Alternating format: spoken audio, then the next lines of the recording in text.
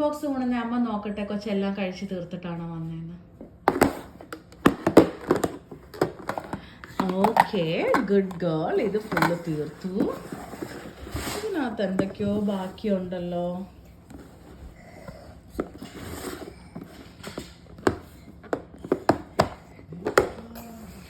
അയ്യോ, ഫ്രൂട്ട്സ് കഴിക്കാതെയാണോ കൊച്ചു വന്നത്? അതെന്നാ കഴിക്കാത്ത? എന്നാ പറ്റി? എന്നാ പറ്റി? നെക്സ്റ്റ് ടൈം കഴിച്ചു തീർക്കുമോ ഉറപ്പായിട്ടും? കൊച്ചെന്താ ഫ്രൂട്ട്സ് കഴിക്കാത്ത? കൊച്ചിന് ആപ്പിൾ ഇഷ്ടമല്ലേ? പിന്നെന്താ?